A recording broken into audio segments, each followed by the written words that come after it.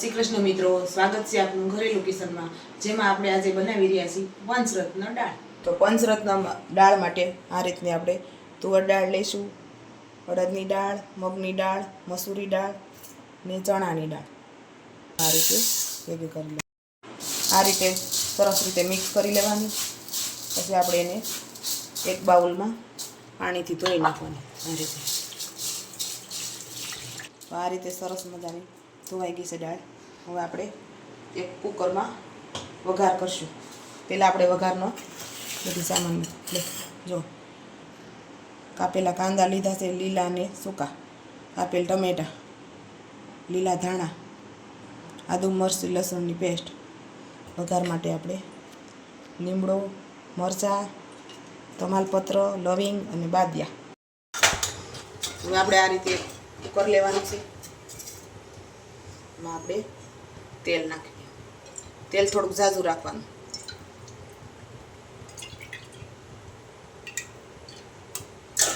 એમાં આપણે રાઈ જીરું નાખવાનું.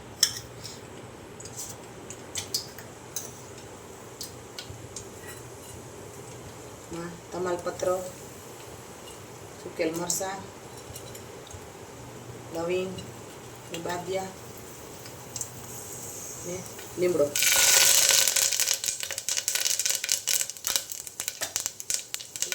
હિંગ એક ચમચી નાખીશું. એક ચમચી લાલ મરચ, થોડુંક ધાણા છે.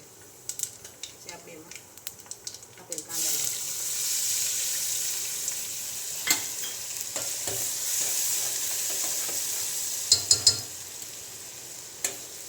એમાં આપેલ ટમેટા.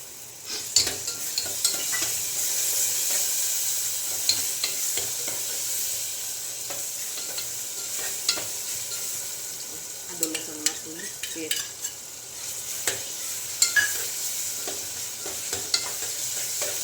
થોડીક વાર આ રીતે હલાવવાનું. ટમેટા સરસ રીતે ગળી જાય.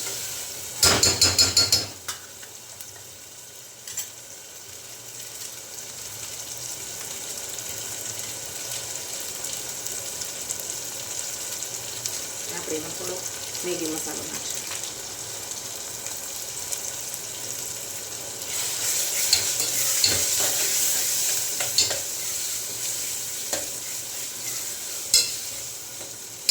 આપણે આદુ લસણ મરચું પેસ્ટ નાખ્યું એટલે લસણની સ્મેલ સરસ આવે.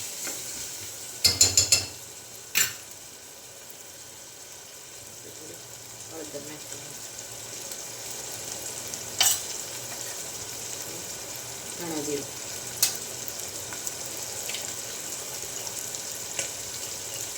સ્વાદ અનુસાર મીઠું.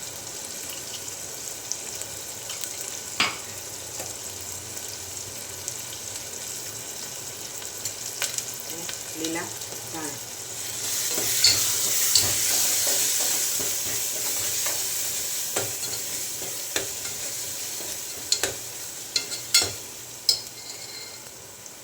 આપણે આ બધું સરસ રીતે ગળી ગયું છે. એમાં આપણે આવી રીતે દાળ ધોઈ હતી એ નાખી દઈએ.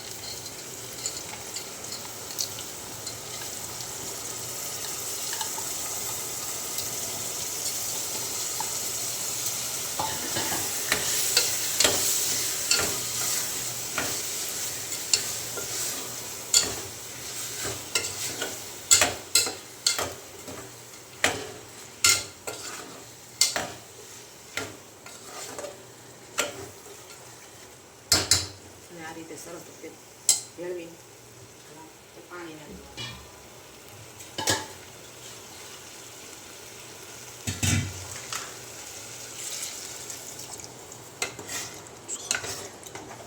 આ રીતે પાણી આપણે થોડું ઝાઝું રાખવાનું. દાળ બધી બફાઈ જાય ને.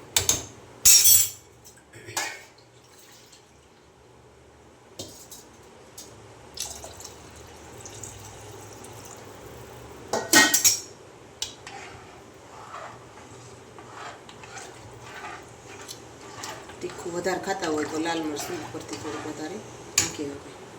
લીલી મરચી નાખીશ એટલે લાલ મરચું ઓછું વાપરી તો પણ ચાલે. હવે આપણે આ રીતે ગેસ બંધ કરી દઈશું. હવે આપણે કુકર ખોલીને જોઈ જઈશું દાળ આપણી સડી ગઈ કે નહીં. આ રીતે આપણી દાળ સરસ રીતે સડી ગઈ છે. હવે આપણે એને સાઈડમાં મૂકી લઈએ. આપણે પાછો થોડોક વઘાર નાખશું. આ વઘાર આપણે ઘીનો કરવાનો. 2 ચમચી ઘી નાખવાનું.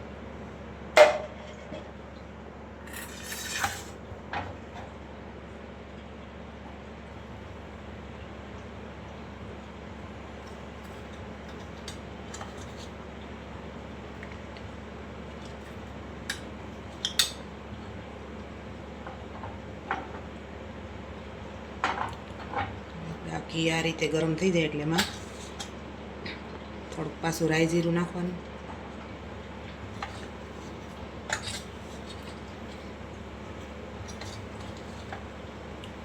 આખું જીરું, લવિંગ, મરચું, થોડાક ઉકલ મેથીના દાણા,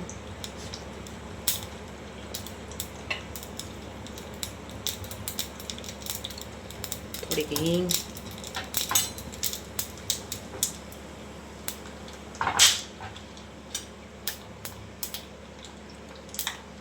રીતે લાલ મરચું કોરું થોડુંક નાખવાનું એટલે કલર આવે સરસ.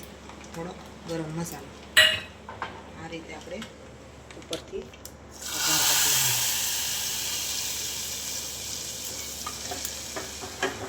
આ દાળ આપણે 2 વખત વઘારીએ.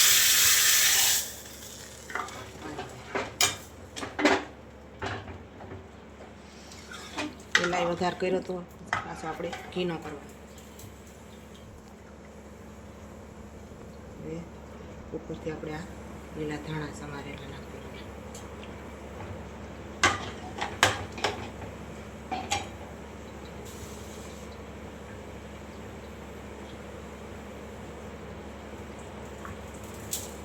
ખટાઈશવાળી વસ્તુ વધારે ભાવતી હોય તો આપણે થોડુંક લીંબુ નાખી શકીએ. લીંબાનું પાણી.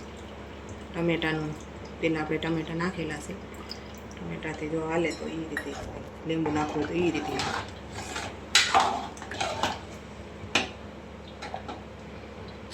એટલે ઉપરથી થોડું ધાણા જીરું. તો સરસ રીતે જો આપણી દાળ થઈ છે.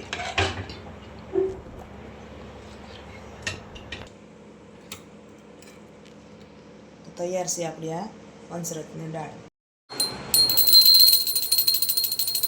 તમને આ અમારી રેસીપી સારી લાગી હોય તો લાઈક કરજો, શેર કરજો ને સબસ્ક્રાઈબ કરવાનું ભૂલતા નહીં.